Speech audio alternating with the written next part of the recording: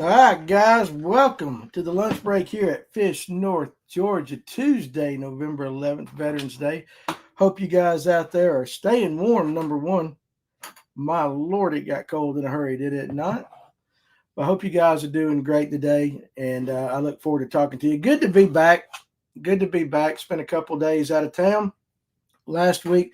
It's time to get back and get the rolling on just rolling. You know what I'm saying? With all the things that we got going on here. So, again, appreciate you guys joining me. Let's go ahead and take care of some business. Of course, we need to take care of our toys for tots. For sure, guys, listen. December 6th, Laurel Park. $5,000 guaranteed first place prize, $80 per team, plus one unwrapped toy per angler to help the Hall County and the Pickens County Toys for Tots. Guys, if you want to go ahead and get signed up so you get an early blast off, go ahead and contact me. I'll get you signed up. We can do all that stuff. Of course, you can sign up the morning of. Hogan, what's going on? One of these days, I'm going to remember not to wear a light colored shirt so I can see the comments on TikTok. But I hope you guys are doing well over there. And but again, hey, come out and fish against the guys. The podcast guys will all be there. It's for a great cause. If you drive a Phoenix, there's some contingency money if you win that. And there'll be raffles and things like that. It's just going to be a good time. I promise you, you're going to have a good time. And the fishing on Lake Lanier is going to be fantastic. Did you see the flathead I caught? Yes, Hogan, I did. Good Lord. I saw where it buried your scales. That's absolutely awesome, dude. I've never caught a flathead that big. But what's going on, everybody over here on TikTok? John G. Jeff, Big Bait John, Doug Rice, and Danny, let's go fishing tomorrow. Big Bait John, I want to, but this week is screwed up. Got to catch up. But we will go soon. We will go soon. Couple things. Guys, again, first of all, it's Veterans Day. Okay, and I know there's some guys in the comments and guys all around that watch us that have served. And I am so absolutely thankful for you guys to do what you did. That you guys stepped up, served our country, because I don't get to talk on this podcast, do any of the things that I get to do if it weren't for you guys like that. So I am in debt to you, and I hope you guys have a fantastic day. And I hope, guys, if you're out there and you know a veteran, say thank you to them. Definitely say thank you to them. And one of the regrets I have in life is I wished I would have served. I really wished I would have served. I deeply, I think you guys are the bomb for sure. That's the way it is. Let's see. The fishing on or near Ben, insanely good. Me and my buddy last Saturday caught 5. Only near. Okay, has been very good for sure. Geiger, Conrad, what's going on? Jeremy, let me tell you something. My buddy Doug's up there. And Clayton, I'm glad to be back safe. Let me go ahead and say this. Thank you to Doug Rice and his entire family. His entire family for treating me. I just had a great time. And I am absolutely in love with Kentucky. They hunt out at Cadiz. I think I said that right. Absolutely. It was beautiful. This farm that they get to hunt on, these big soybean fields that have been cut. I saw deer. I saw plenty of deer. But we were hunting for that right one, right? That right one. And that one we saw on camera and in the fields and stuff, driving in and out, didn't see it in front of me. But I saw deer, and it was just absolute. Sometimes you get to doing this and there's so many things pulling at me that Doug and his family gave me just a weekend, just a few days just to kind of decompress and enjoy the scenery, the food. Doug can cook. He can cook a mean burger. And I'm going to talk to you about fried pies, dude. Listen, my granny made fried apple pies growing up. And we ain't talking about this damn McDonald's fried pie, the apple pie crap. We're talking about old-fashioned fried pies. Okay? My granny always made the apple ones. I just started my diet again yesterday. I'm glad I waited because Doug and his family had these peach pies. Fried peach pies. Old school fried peach pies. And I'm telling you what. Took 2 out each morning with me to the stand. Holy Toledo, boy, they hit the spot, right? And I'm talking, these are those, I don't know, there was a nickname that Doug's dad, 3-shot is what they call him. I learned that story right there. He called him something and I can't remember, but good night. Good night, they were good. Now, let me tell you, Jeremy, you missed the cold and the snow. No, I didn't. I missed the snow, but let me tell you something. Saturday night, it was 72 degrees. A little muggy, just kind of, I mean, it was hot up there while hunting the fields up there in Kentucky. And then that front came through. Sunday morning, I was absolutely freezing my ass off in that stand with that wind. What's up, traveling fisherman? It was cold, guys. And I mean, now Doug sent me a pic yesterday. They got the snow yesterday. I left before the snow, but it was amazing to go from 72 to like whatever it was with the wind chill. Dude, I'm telling you what. But listen, the cool thing about all of this trip, it wasn't about killing a deer for me. I mean, it would have been nice. I'm not going to lie. One of them big jokers that showed up, it would have been nice. What was the best part about this was I met Doug through the show. He listens. And to have somebody to make a friendship through the show, then to invite me with his family and his hunting club and all that up there, and to spend a weekend getting to know his family and everything, I had the best time. I had the absolute best time up there. And it was exactly what I needed. Is exactly what I needed, just to be able to go out, relax, see some beautiful scenery, see deer, see the pictures, hear the stories, coming back afterwards, the truck rides, listening to Doug's dad. That old man's funny as hell. You know, it was perfect. It was absolutely perfect. So, Doug, I know you said you might be listening. Thank you very much. It means more to me than you know. Let's see. I'm in a stand in Kentucky, a few miles from there. Milwaukee electric jacket is great, Craftmaster. Hey, I might need to get me one of those. And Kurt said you need one of them Milwaukee heated vests. Might do that. We'll talk cold front bass fishing here in a second too. But yeah, let's see. We got some local Amish ladies around Pickwick that make some mean fried pies. And Jeremy said, this is Kentucky weather. You got the first cold front of the year and it will be 70 by the weekend. I know, ain't it crazy? And it'll be that way here too. I wanted to sneak over to my Milton property this morning and try to fling an arrow, but I had a lot of stuff catching up to do and jigs to tie and get out. I'm sitting here tying jigs. Tied all night last night. Got some orders. And if you order some jigs from me, they're coming. I finally got all my stuff to finish them up and make them here at the shop. But I might do that in the morning. I might go over there in the morning. The cool thing was, you know, just being out there, man. I'm telling you, it was great. But I'm glad. All right, Doug, you're very welcome. Really enjoyed your company. I enjoyed y'all's. Everybody was so much hospitality. That's the best way to say it. So anyway, too, and let me tell you what I came home to. All right. I leave, I come home, and hot damn, all of a sudden my living room looks like the Walmart ready for Christmas. There's a Christmas tree up already. It's got decorations. There's stockings already up. Well, we ain't had Thanksgiving yet. Now, when I grew up, you didn't do this stuff till after Thanksgiving. But I guess with each year that goes, Christmas seems to get a little earlier and earlier and earlier, right? And not that I got anything against it. I don't necessarily have anything against it, you know. Do we call you Chief now? Yes, you call me Chief. Everybody calls me Chief now. I just put that down there to be funny. But I go hunting. It's warm. It's cold. I come home. The weather's chasing me down. And I come home and it's Christmas in my living room. So I like it. But I tell you what now, I still think it's a little early, but here's what's going to happen. Here's what's going to happen. My wife is now going to get a month and a half of Mariah Carey's All I Want for Christmas, right? Because I like that song, number one, and I like the video. You know what I'm saying? I absolutely like the video. And so last year for Christmas Day, I played Mariah Carey on loop, and it really irritated the hell out of my wife. Well, she's getting ready to get a month and a half of it because I can sit there and listen to that woman sing that song and watch that video all day long. So, hey, payback's fair, right? Don't you think so? And regardless of what you think about Mariah Carey, it's a good video, right? Tonight, guys, 8 o'clock, we got a Bassmaster Classic. In fact, the 2025 Bassmaster Classic winner going to be on Easton Fothergill. Thank you, Cletus, for setting that up. And I'm looking forward to talking to another one of the young guns, right, that's changing the sport and competing on an extremely high level and picking his brain.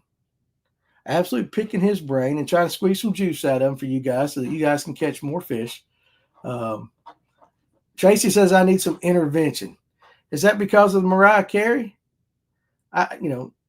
Listen, you ain't got to date her or be married to her to appreciate that one song and that one video. Is all I'm saying right there. It's just, that's all I'm saying. I don't know about her personal life and why she keeps getting divorced and going through guys. Maybe she got bad breath. I don't know. Maybe she got some really bad morning breath. Who knows? But still, it's absolutely the song and the video, right? Danny, we have an old farmhouse, 10 trees up already, Art Jet. Dude, listen, it seems like a lot of people would just do Christmas year round, right? And I like Christmas, don't get me wrong. I wished it would stay cold. So Clint said they're talking about Easton. Heartbreaker of a redfish cut for him. I think they were there this weekend. Their fish was less than 1/16 of an inch over and they had to throw it back. Should have won by 5 pounds. So that's what sucks is you catch the fish, and I guess because of a slot limit, you can't put it in there. Yeah, but I'm looking forward to talking to him. I've watched him on some other podcasts. Seems like a very fine young man. And listen, you don't win a Bassmaster Classic and not know what you're doing, right? You know what you're doing if you make it to the elites, number one. And I honestly think that our guest last Thursday, Fisher Anaya, will be there next year. And, to be able to pick these young guys' brain, I love it. Now, Hogan says kayak cheater. That's crazy. Yeah, a lot of news about the kayak cheater. First of all, listen. In this day and age, with social media, why would you even take the chance on cheating? Number one. Okay, number one. Because if you get caught, you're gone. And you're ruined. And it's absolutely dumb. It's dumb to cheat anyway. But to take the chance knowing that if you get caught, what's going to happen. Now, that being said, kind of a genius little move the guy was trying to do, right? Little kayak set up in the back of his boat. I haven't looked that much into it. I just saw some pictures, and I was like, hey, give the guy a 10 on effort and thinking through it. If you're going to cheat, you might as well go big, right? I mean, I just, all of a sudden I knew it happened and he was out there and all that. And I think today I just finally saw a picture of what was going on and everything. And I know Tim White shared a post on Facebook about that was kind of a parody on what the guy was doing and all that. But all that being said and joking about it and everything like that, what are you thinking? Just what goes through your mind? I mean, think about this. And I don't know the fella. I don't know him. But just thinking about him going, okay, I can take and make the back of my boat look like a kayak. And if I take the pictures the right way, it'll all be fine. Didn't he have a green screen? I don't know. I don't know exactly how and why and what the guy did. But just I'm looking at it from 80,000 feet. But you got to know. I mean, in the back of your mind, you got to know if this doesn't pan out, I'm done. Is it worth taking that risk? Apparently it was to this guy. It wouldn't have been to me, but apparently it was to this guy. And the fact is he thought he was going to get away with it, right? And I don't even know how he got caught. I don't know what it was that made the guy get caught. Again, I haven't read too far into it. It's all over social media and it gives everybody a bad taste about fishing. It gives us do you think he deserves jail time? How much money did he win? So look, I'm going on based upon what you guys tell me. I did not read into it. Jail time, if it was a large amount of money, maybe possibly for fraud and all that. I do think though that there's a lot of prosecutors out there that will just absolutely I think he won $10K. I don't know. it depends on the prosecutor, right? Some of them don't want to mess with that stuff. They got other things on their thing, and a kayak cheating guy, they'd be like, yeah, they might just plead it down. I don't know. Tim Y, I got my kayak cutout ordered. About to start running guide trips for kayak tournament guys. See, and that was what I saw his post today, and I just started laughing. But at the end of the day, it's another black eye on the sport.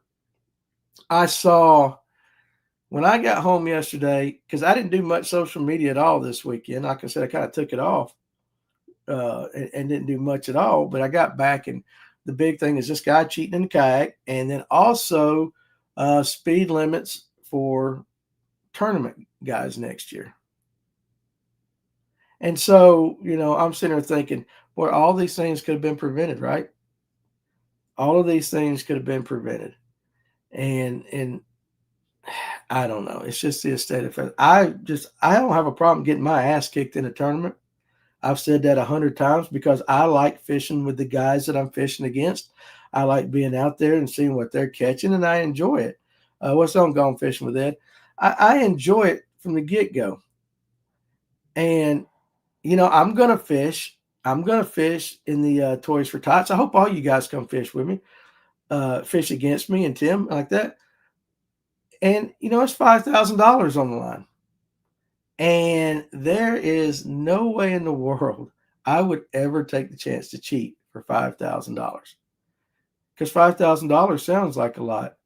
But to have the rest of your life just absolutely shot tournament fishing or fishing in general because of that, it's not worth it. $5,000 ain't that much. It don't go that far these days. It doesn't go that far these days. $10,000 does not go that far these days. I mean, you can go through $10,000 quick. Trust me, I can tell you, quickly. If I had $10,000, I'd give it all to Doug and say, Doug, kick some people out. Let me hunt up there with you guys. That's exactly what I would do. Month-long tournaments are different, especially you see them a lot in the kayak world where you can get your indicators and do all that. And we've talked with Alex and guys about that before. And it's different. It's something that they do. But at the end of the day, it's a trust thing. You guys will do it. Let's see. Tim said, how much is a reputation worth it? You're right. Is that a team or a solo tournament? Are you talking about the Toys for Tots? You can do either one. Either one. Speed limit first. I'm hearing of that. This is in light of the Flint Davis situation in Alabama with that accident over there. And it's just one of those snowballing things that happens after any time we have a situation like that where people are looking for, the cause or whatever. And it's just immediately, if it gets traction, it goes. Now, can they enforce it, Ron? I don't think they can enforce it with actual like rangers or things like that. I think what I have heard is enforcing it via somehow your GPS, something like that. And again, it's over my pay grade. I don't know. But it's what happens.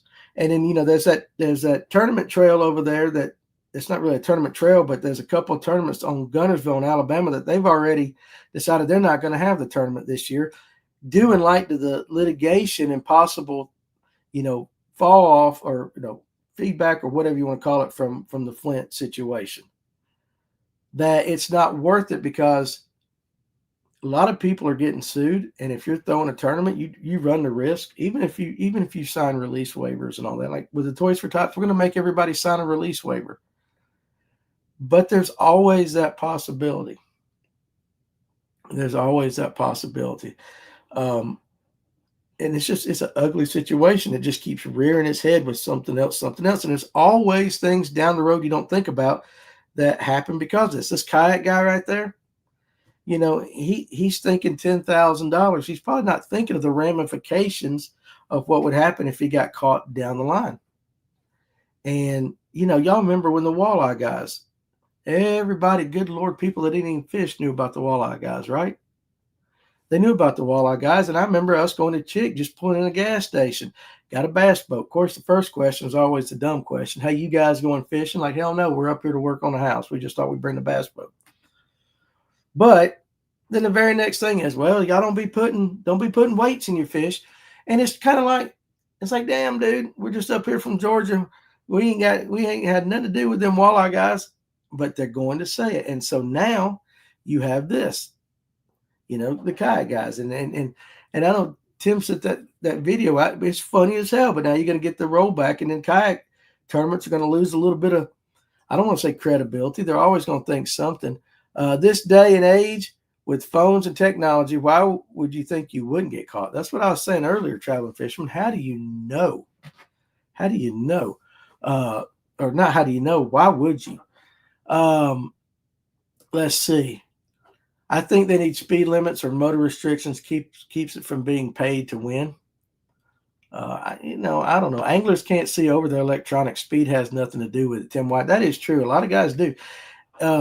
That and they're either that or they're driving by their electronics, right?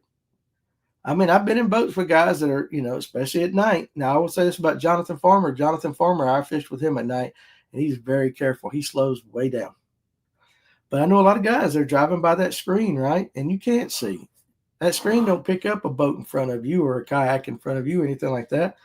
So, yeah, I mean, and in the height and everything, it is that, guys are putting a lot of stuff up there. Now, whether that had anything to do with the Flint situation, I don't know. John G, I'm always in an online tournament. John G, you being a kayaker, how does this make you feel when you see a kayak guy cheating like that? And what's up, Kendra from Michigan? Robert, what do you think about the Matt O'Connell situation? Well, let me keep it like this. I have talked to Matt. And I got Matt's side of the story. I have not talked to anybody at MLF, so I do not have their side of the story. Now, if what I was told was true, I don't think it's as egregious as being played out there. You know what I'm saying? I don't think it's, and there's some question marks, but again, I one side of the story, and I'm the guy that I'm not going to give you a definite opinion unless I know both sides, right? And MLF is not calling me up to talk to me. I did reach out to Matt and say, all right, I gave it a few days. Matt, hey, we talked. And I'll just keep our conversation private out of respect. But I will say this. He did not decline to take a lie detector test. He did not decline to take the lie detector test. That much he said I could say out publicly. It was a scheduling conflict. They gave him two options. One was the day before his wedding, and the other one was the day of the Toyota championship start. And then from there, you can just draw your own conclusions as far as dates and everything. But when you see online where it says he declined to take the lie detector test, that is not true. That much I will give you. That much I will give you, because he has definitely said I could say that. Because I asked him, I said, what part of this can I talk about? And getting, Matt's, he's been on the show several times, and we have a very good relationship. So, I was a little bit shocked when I heard about it, but at the same time, I kind of wanted to just, I gave it a little while, and then I reached out to him and just said, all right, dude, let's talk. But definitely it was a conversation between us. But, and some of the things, again, I'll just say it just, number one, Matt probably should have picked up the phone. Number two, that there was not a competitive advantage gained. It wasn't that kind of stuff. Then from there, there's some stuff that you just would have to go, oh, well, that kind of looks a little shady on both sides. Not both sides, more like, why did they do that? Why? And there's a bunch of that stuff that, that's his story to tell. But just understand this. He didn't decline the lie detector. Did not decline the lie detector. So, what's up, Tony? John G, I drive by my screen at night too, but I'm only going 4 miles per hour. Yeah, for sure. Boat wrecks have always happened. We just never got to hear about them from across the country like we do now. Yeah, that's for sure. And I will say this. Let me read this. Innocent or not, he shouldn't have declined the poly. It looks like an admission to guilt, Tyler. That's what I was saying. Okay. So that's okay. Now listen though, here's the thing though, Tyler, with that. That's what you hear, right? Ain't that what you hear? Because everybody takes a story and they go and they run with it. The one good thing I'll tell you about, whether you like him or dislike him with cerebral tackle, is he will always be a little bit later than everybody to come out with his journalistic style of his videos. He takes a while and he tries to get the facts and all this stuff. So it's kind of like what just happened, like with you, is the public perception is, okay, this is what you've heard, so this must be what happened, right? And to be honest, that's what I thought happened until I called him. And not called him, messaged him and all that. So, take it for what it is. But probably at the end of the day, he'll probably tell you he shouldn't have picked up the phone. A rule is a rule. If you're, I know some guys that have broken some rules from high school on up through the electric only stuff, on up through bass fishing. They weren't really egregious rules. They're little minor rules. And if you really wanted to be an ass, you could protest them. But I don't know. Now, Nathan Owen says, can we talk about cold front fishing? Cold front fishing. Well, we can talk about that, and you guys can throw it out there. And he also asked, what happened to the Real American Road Trip episodes on your channel? Okay, what they're doing is if you go to YouTube, you can go to the Real American Road Trip. So what we did is, and we're talking about like being transparent and all that. Since Josh and I are splitting up, I have Fish North Georgia. So anything Fish North Georgia related, I own. It's going to be on the channel. The Real American Road Trip, we still co-own, and therefore it's a separate product. So it's going to be on the Real American Road Trip channel. You get what I'm saying?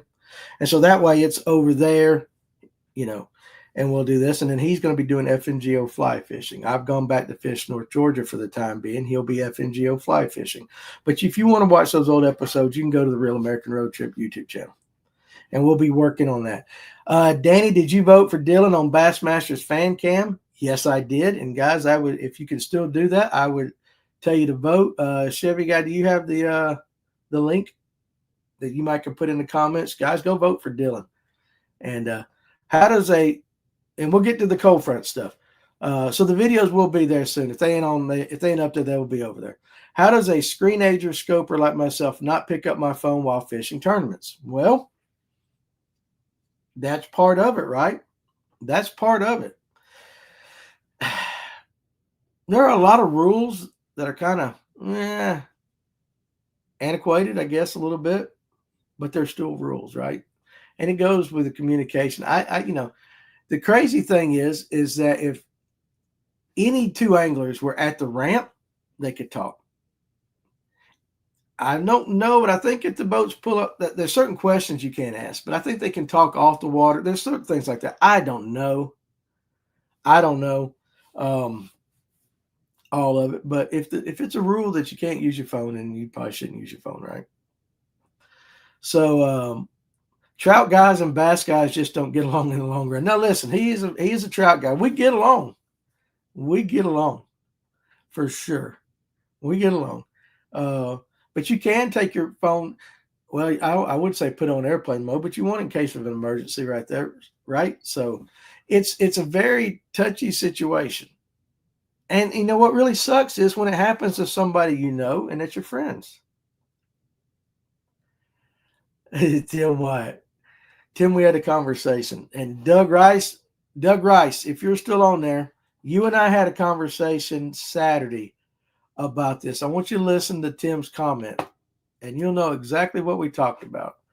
I've learned that in electric fishing, you can break the rules if you're the president of the club, no license, late to weigh in, culling in the parking lot, etc., etc., etc. And he's laughing.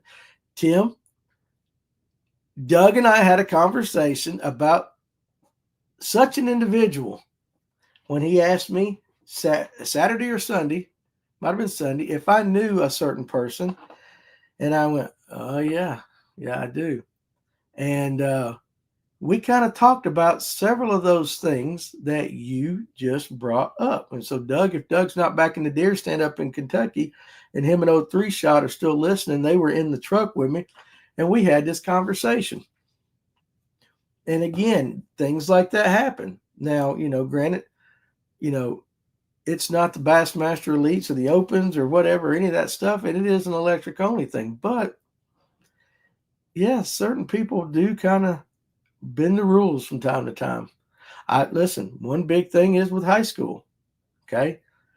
And I know the individuals, and I've talked to them about it. And again, this is from back, so that it's not even a thing anymore. But the boat captains aren't always the one driving the boat after they get away from blast off. It happens, but that's against the rules, right? Well, sometimes the kid's more talented at driving a boat than, let's just say, an inexperienced boat captain. Okay, should that be subject to disqualification? Well, if it's a rule, yeah, but it's kind of looked the other way. Now, kids have great conversations when they do not have their phones. And what's up, Justin Spees? For sure. You know what? It's weird. I was watching some people the other day. There was 8 people, and all 8 of them were on their phone. All 8 of them were on their phone. And it was while we were eating. I was watching while we were eating. And it was not the group we were in. Nathan wants to know, what things do y'all change when a cold front comes in, like the one we just got? Does it affect the fish that much? And it depends on where you're at, I'm sure, and what you're, what you're after. Now, let's read Tracy Coker's comment right here. Cold front fishing. Fish from the mouths to the backs of the creeks until you find the bait.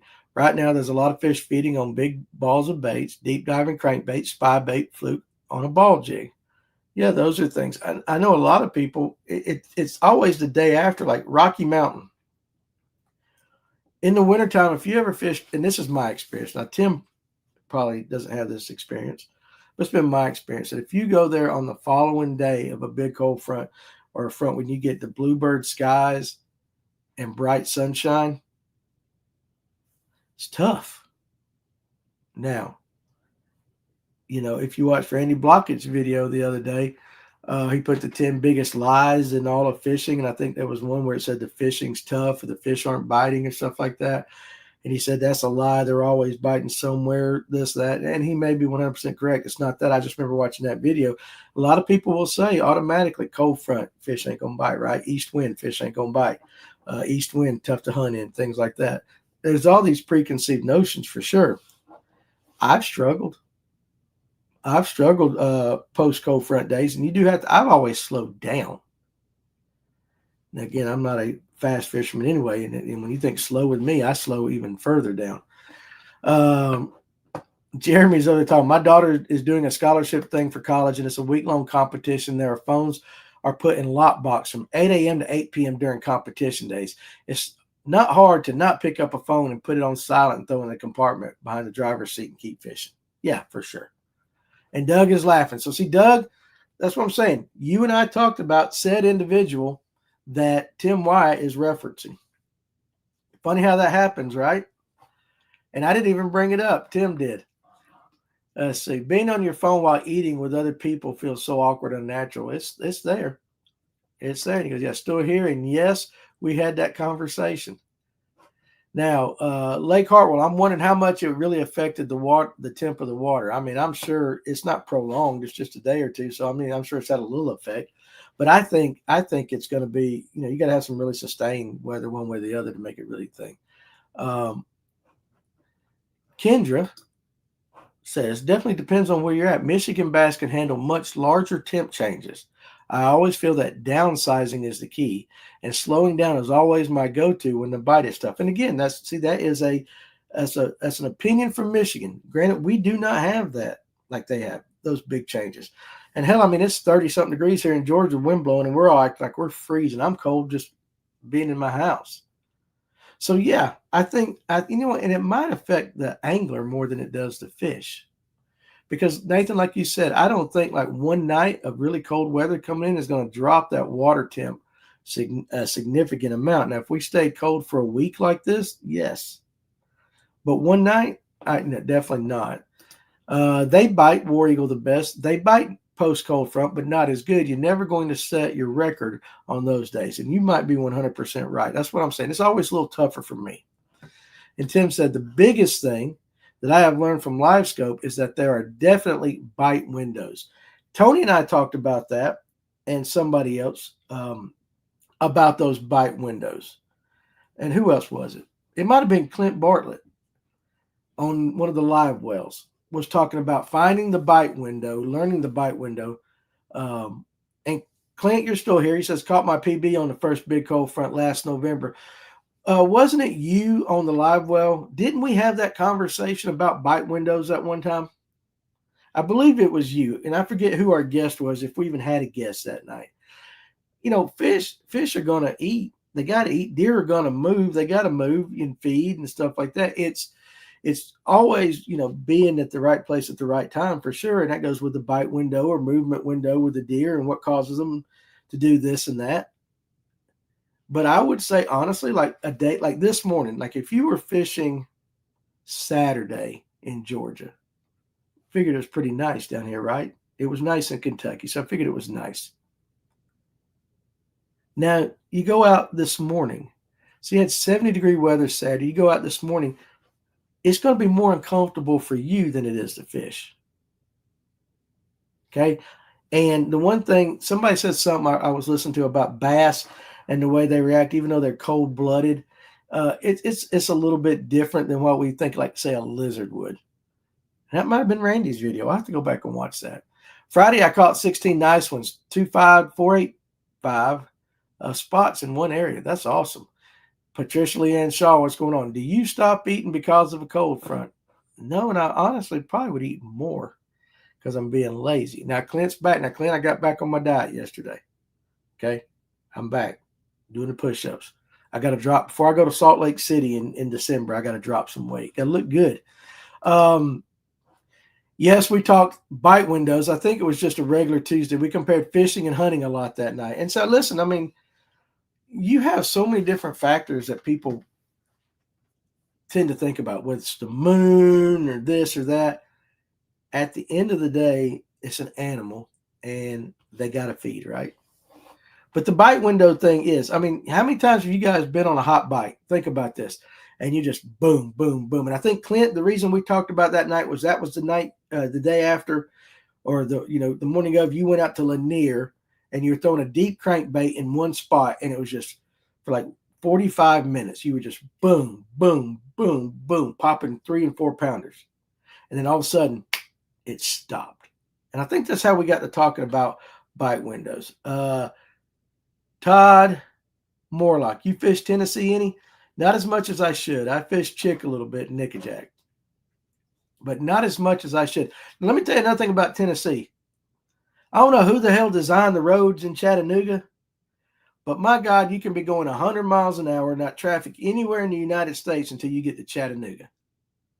And then all of a sudden, it's just like nobody knows how to damn drive. Coming into Chattanooga, I was flying from Kentucky, got through Nashville, everything just flying. And then I got 30 miles from Chattanooga and traffic stops. No accidents, no nothing. Doesn't make a bit of damn sense. And the second you get through Chattanooga and you're on the Georgia side, 75, flying again. And that happens every time I go to Chattanooga.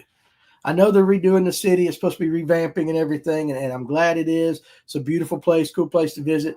But my gosh, 24 going through Chattanooga is ridiculous when it comes to traffic. Some cool sights, though, because you're right there by the river, right? Let's see. Tyler said I could have used that spot in the Barnes tournament. How was the Barnes tournament? I haven't had a chance to recollect, check that out yet. Kendra says they're definitely bite windows for sure. Nathan goes, what do y'all think about fishing multi-jointed swim baits in the cold? Not my ball game, not my style. Somebody else is going to have to answer that one for you. Okay? When I think multi-jointed swim baits, I'm thinking your Sabills, your sashimis and all that. I do not think about those baits in the cold, but not saying they can't be. I would not throw them in the cold. Let's see. I wanted to go back out there today, but the boat is in the shop. Damn Yamahas, listen to that. Robert Robleski, it is A-rig season. For you guys that like throwing the A-rig, it is A-rig season, which I always get tickled, Rob, because Tim might still be on here.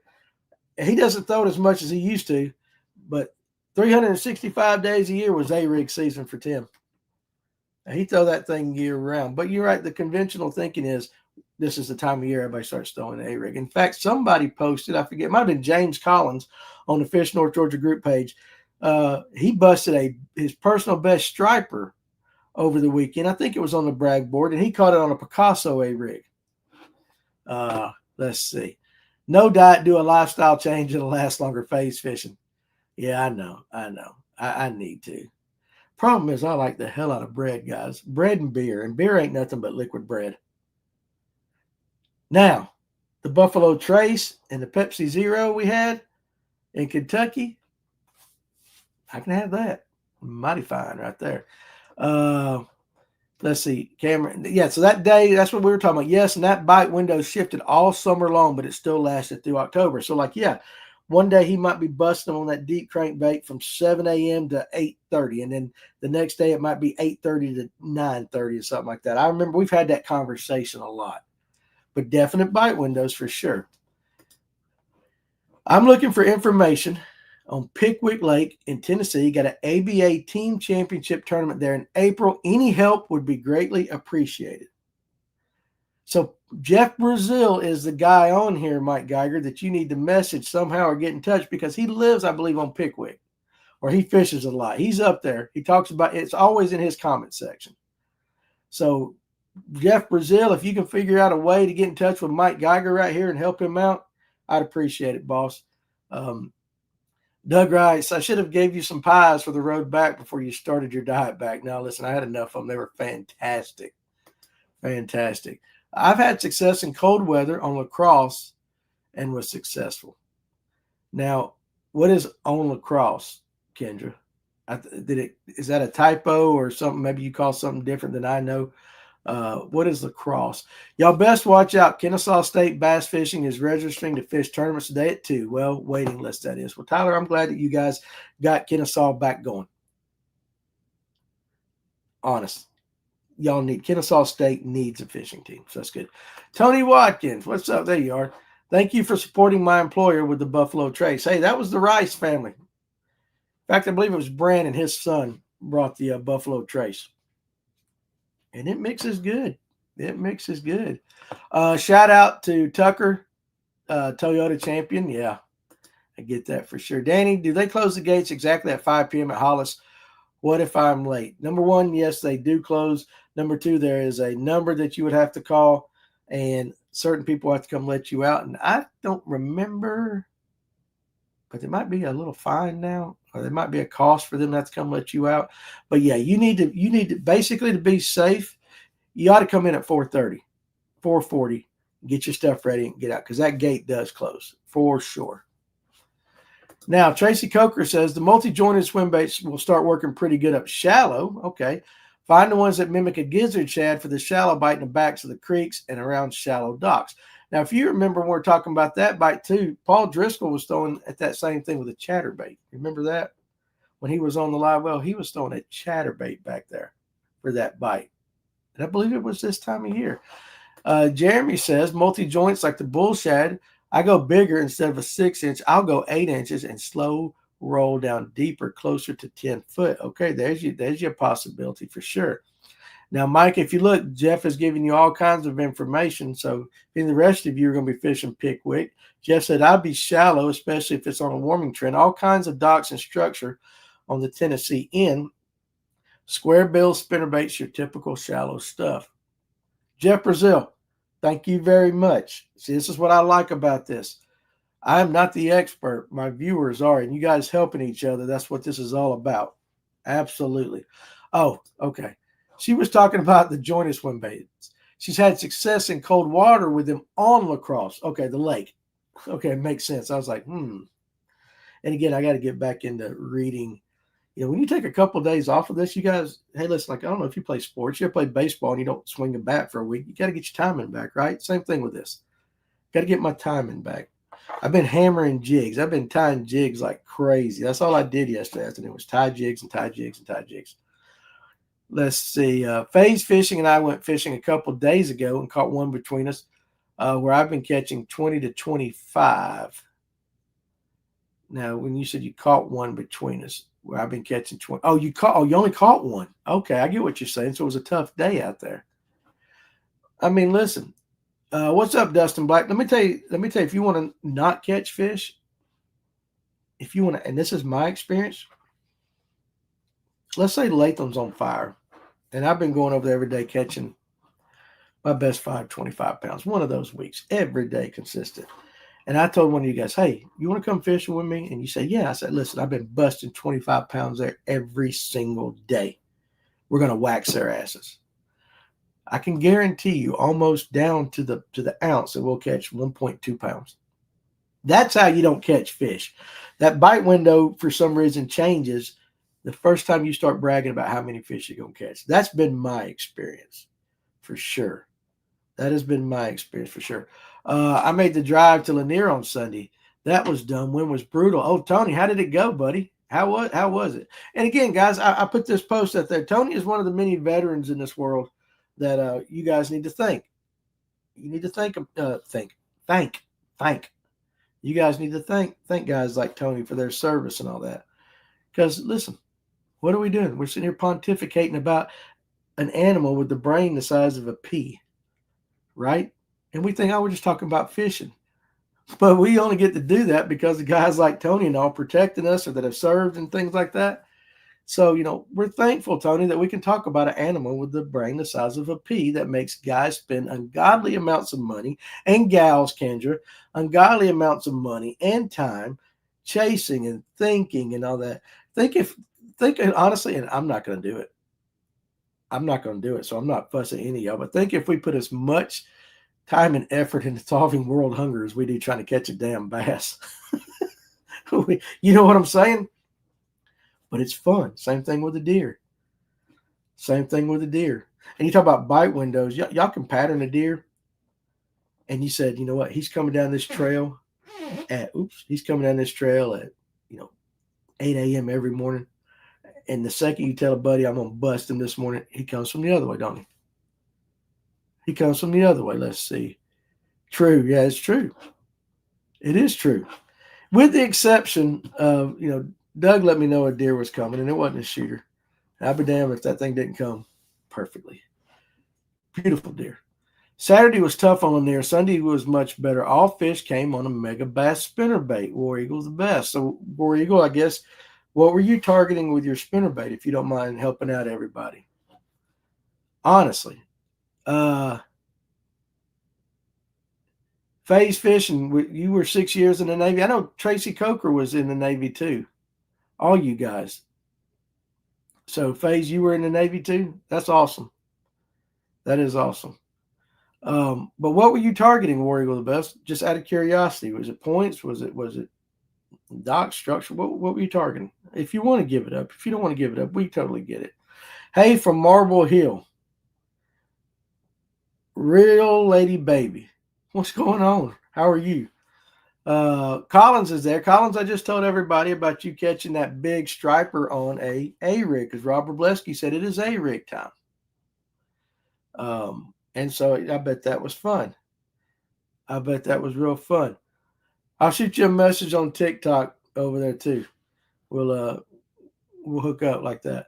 But I know you weren't trying to catch that striper, but it looked very impressive and all that. Stripers are fun when they show up, right? Dang right it is. When a striper shows up and you're not expecting it, it is. Late to the party, did you wind up killing anything? No, sir. I let some fine bucks walk. Didn't see one. And again, listen, when you go somewhere, and guys, all you guys need to do this. If you ever invited to go somewhere to somebody's land and you know that they only shoot a certain caliber buck and that's what they're looking at, make sure you ain't that guy that bust one and then no, you do. You go by the people that were gracious enough to take you. You follow, and it really wasn't rules, but you know what they're after. You stay with that. But I'm telling you what, listen, Carson, I fell in love with Kentucky. That was amazing. Pool tournament going on at Harrah's in North Carolina. I ain't playing no pool. I suck at it. Kendra says, thank you. Now, War Eagle, sure, Rocky Point's fishing shallow, 5 to 10 foot of water. A bunch of fishing baits still shallow. And that is, hey, listen, there you go, guys. And he's catching them on spinner baits right there. Striper fishing is so fun. I have prayed so hard it was a bass. I know. And then my husband got a nice buck in Kentucky yesterday. That's awesome. That is absolutely awesome. They were plenty nice deer. In fact, the biggest one we seen, we was driving down the road. And it was so big that Doug and his son, they just flipped their shit because they hadn't seen one that big down there. That was the biggest one they ever seen. And it was literally 400 yards out of the city limits of Cadiz. It was crazy. Crazy. Thought I was going to win the Barnes for a second. Had my limit by 845, but culling was really tough. Tyler, let me tell you something. I fished a digital. You guys have heard me talk about it. A Hammond's digital tournament with Brett Matthews. My first 3 casts, I had 3 spotted bass for like 11.5 on a rock crawler. 3 casts in a row. And we were in first place. The problem was we were like so excited, and the rest of the day we just watched people pass us all day long. It just stopped. Our bite window shot. What part of the lake were you fishing, War Eagle, the best? I'm going to guess he was on the south side. He said 6 Mile Creek. Clayton said 3 for 851 Saturday on boat before getting rained out. Yeah, that sucks too. Clayton was catching them on a white chatterbait. There you go. Tony said, I scanned the south side and I was surprised at how little bait I saw. And that's kind of surprising, Tony, because generally they're all over the place. So Colin said, that's right, because when I said he wasn't expecting to catch a striper, he said, I lost count of how many times I said, please be green. Please be green. But right? Especially when it's big as the one that you had, it's kind of like a catfish, right? You hook that old channel cat on a drop shot or something like that, and it ain't nothing but like a 4 or 5 pound cat, but you think the second you set the hook into it, oh, I got a Megalodon spot, right? I got a big one. And then you feel that roll, right? Striper or fish tacos when they hit the net in my boat. Jeremy, let me ask you a question real quick. When it comes to a striper and you guys want to eat it, is it similar to a catfish? Do you let the big ones go, or are they just as good as a small one? Y'all ever eat poor man's lobster with striper? Now, I have not, real lady, but I have not eat it with striper, but I've heard about it with pike. And if it's the same thing with pike, there's some fatty meat on them. I think it's belly meat, kind of like a catfish too. I think you can do this with catfish. Tell me if we're talking about the same thing. She says it's so tasty. What they'll do is they'll cube up that fatty meat on a pike or a catfish, and it might even be jaw meat on some. But they'll boil it like in Old Bay seasoning, things like that.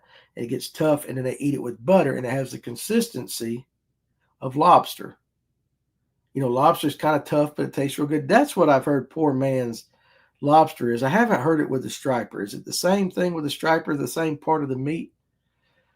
Tony put in at Mary Alice and went to the main lake, then back to Habersham Marina and all of those areas in between, but that wind was stupid. Yes, it was. And yes, even on the main lake points, I was finding them shallow around brush. And yeah, you could dream, Collins, for sure. For sure. I'm waiting to see on TikTok, if that's what she says, how you do, what exactly it is, poor man's lobster when it comes to striper. But I've heard that with catfish and other things. And I'm going to give you a few more minutes if you can do that. Let's see. Boil in salt, butter, sugar. Real lady baby. Hey, listen. It sounds really good. But doesn't striper have that red line you have to cut out or something like that? I don't know. I haven't eaten one in forever. So anyway, we're only going to go like an hour today. Because I got some stuff I got to do. I got a DS Zoom call at 2 things to do. But I got you guys. Seriously, come back tonight when we have Easton on. Easton Father. It's going to be great. When it floats, it's done. Yes, cut the bloodline out first. Okay, so you just boil it. Might try to do that. That sounds good. And listen, it would be on my diet, right? I'm going low carb, so I can eat all the fish I want to eat. But you guys, definitely want you guys to come back tonight. And if you're on TikTok, I'm not going to be doing it. You got to be on YouTube tonight. And I want you to listen. I want you to bring the questions for Easton, because when we get these guys on, and it's great, we can blow smoke up their ass and tell them how great they are, and they are. But at the end of the day, I want to try to figure out something that'll help you guys catch more fish. And that's what it's all about. Come by the house and get some fresh Alaska salmon. I might do that. Might do that for sure. But that's the big thing. I love when people offer me stuff. It's nice. But with Easton tonight, seriously, and I'm going to cut some shorts from Fisher's episode the other day. They drop nuggets in there. They drop stuff that can help you.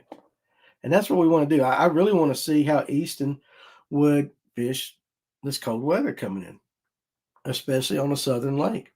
And Clint's going to help me do that. I don't know if he's still on here, but we're going to do that. But it's really cool. And let's see, I talked to Seth Fider today. We're going to see if we can get him scheduled on here shortly. We will, of course, Kyle Welcher and Drew Cook, working on getting them scheduled to come on. I hope Seth can come on because I want to, really pick his brain about jig fishing, right? I believe Ryan said, if you want to learn how to fish trash jigs and thick stuff and all that, Seth Fider is the best there is. And so hopefully we can figure out his schedule. And the thing is, all these guys are hunting, right? So like Drew Cook, I got to figure out once he kills his deer, when I can get him on. But we're working on that. So anytime we get these guests, hey, listen, for you guys, seriously, in the comment section, the cool thing about our show is you really, even though you're doing it through me, you're talking to the guest. So if there's a question you've ever want to ask them, hey, bring it up. I will ask that question, and we'll try to do that together. So, all right. So with that said, I'm going to go back to work. We'll get back into this little groove of doing it. I'll be here all week at lunch, and we'll have something to talk about. Of course, tomorrow we'll probably go back and recap the conversation tonight. Let's see. What's up, gentlemen? Guide trip went really well. The young man learned a lot and caught fish on a minnow. All right, Coleman, you that's awesome. Nathan said, very good statement. It's overlooked people.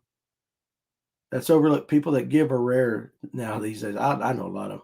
Are you still doing a woman's related podcast? Kendra, I have my list right here. And the third thing down says, contact Kendra. You and I are getting ready to do it. And so, yes, you and I are going to do one-on-one. And then one night, I'm going to get it's going to be the estrogen podcast. Okay. One of these days, I'd like to get a female to run the podcast. But the first one, I'm gonna get a bunch of you guys on, and you'll be a guest on that one because you guys got a lot to offer too. But yes, so it's on my list to talk to you this week about that. So with that being said, all right, I'm gonna head back to work. You guys head back to work. Stay warm. If you're outside working, hey, seriously, stay warm. Also, too, thank. I know I got an accent, but thank a veteran that you know today. Seriously, just tell them thank you. And be sincere about it.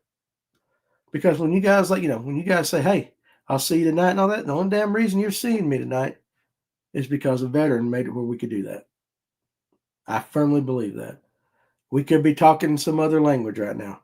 And Lord knows I would murder that language too. But we get to talking good old English, right? And there are people still doing that. So anyway, you guys, seriously, thank a veteran. Enjoy the rest of your day. Come back tonight, 8 o'clock.